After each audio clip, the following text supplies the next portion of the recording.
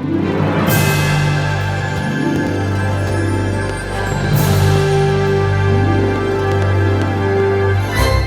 everybody, it's Kim Hawk, and I'm known as YouTube's fairy godmother of real estate, and we are in the town that Disney built. We are doing a series because it is the 100th anniversary of the Walt Disney Company, and we believe that Walt's legacy was beyond the theme parks. We believe he wanted to create communities. So we're going out to communities within that 25-mile radius of Cinderella's castle and finding people that we believe that Walt Disney would want to knock on their front door and say he's super happy that they are in this town. So let me go no further than introducing you now to Christine and Ken STROUB. So we are enjoying their backyard right now, and we have so many great questions. Why don't we start out with, talk a little bit about your family. We have 4 kids. We adopted our children. The first 3 are from Korea, and our youngest is from China. Our 2 daughters work at the tavern. Love it. It's a great place to eat. One son is in the military. He's in the Army. And then we have one son that works for Disney. And I heard that there is a pretty cool story about that one in particular. You want to share that, Ken, with us? Oh, I'll be happy to. So our 3rd son, his name is Michael. And we were not living in Florida at the time. We were living in Georgia, and we vacationed at Disney every year and spent quite a number of weeks at Disney. And there's this period of time where we were anticipating the adoption of our 3rd son, and he wasn't due to arrive in the United States from South Korea for a number of weeks. So we were going to go ahead and go on our vacation anyway with our other 2 children. Well, when we were down here at the Polynesian Resort, we got a call from the adoption agency saying that he was on his way on the aircraft coming over to the United States. And so we were thinking, would we have to return back to Georgia and call our vacation to a halt? But luckily the agency was very kind to fly him down to Orlando. And so that's where we and our 2 other children met him at the Orlando International Airport and received our 3rd child. We brought him back to the Polynesian Resort, and because he's on a 12-hour time difference, I had to stay up a lot at nighttime just attending to his wakefulness. So it was a really great story with meeting the night managers at the Polynesian Resort and seeing this tired father with a baby in his arms, and they were kind enough to bring him some stuffed animals. It was a Dumbo in particular.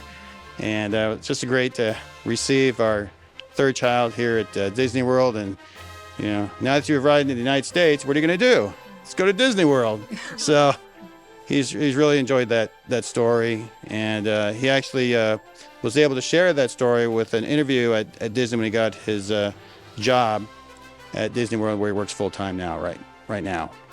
That is a great story. So can you imagine if you were an HR person and the person across from you is saying, the way I got introduced to Disney was I was at the Polynesian the very second that I arrived on property, and that is really, really a great story. So I think I also see some other family members that might be on your lap. You want to talk about your furry friends too? Yes, we have dogs. We love dogs. This is Chestnut and Tinkerbell. And then we got Miley. We just love them. They're great. They're fun. Ken, you're a doctor. Yes. You want to kind of tell everybody what your specialty is? I'm in family practice, but do a lot of urgent care also. So that's taking care of, minor injuries and illness at the same time. That's good.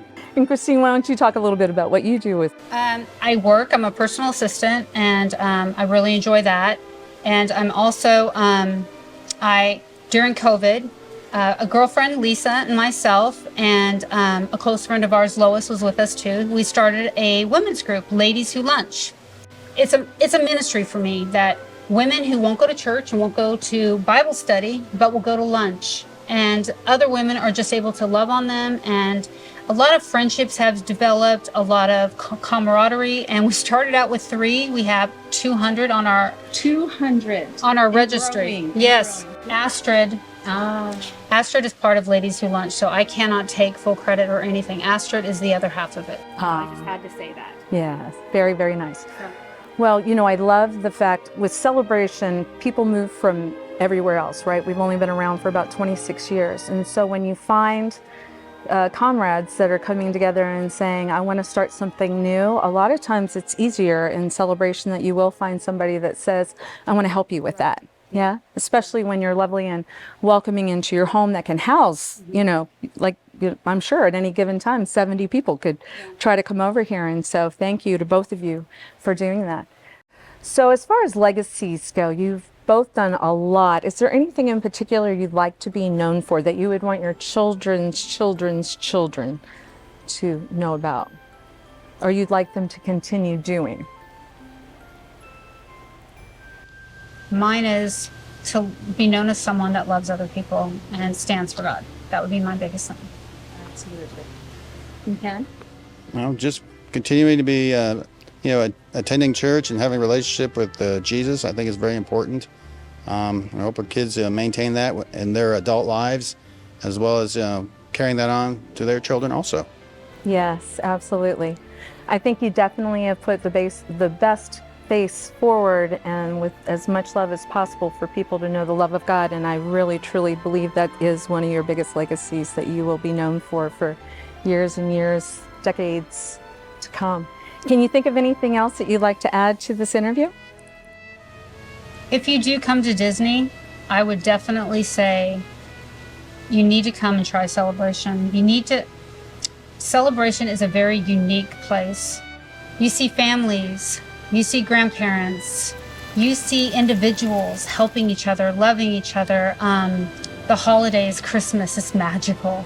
Halloween, it's so much fun. The 4th of July, just seeing what people do during just the everyday on Saturdays. You will see people riding bikes everywhere where you don't see in normal neighborhoods anymore. You see families in parks everywhere with picnics. Just come and drive around and you will see something that you saw in Leave It to Beaver. I'm not kidding. I know it's a stereotype, but it's true. This is that town. Yes. And thank you both for making this town, the town of Celebration, the town that Disney built, as beautiful and magical as it is. It truly is, you know, especially when we look in real estate, there's not many homes, properties for sale here because nobody wants to leave. And so that's a good thing. Everybody wants to stay. So on behalf of the Near Disney channel, we want to encourage you to stay tuned for the next video. And we just want to thank our guests today for being magical and representing Walt Disney very well. Bye. Bye.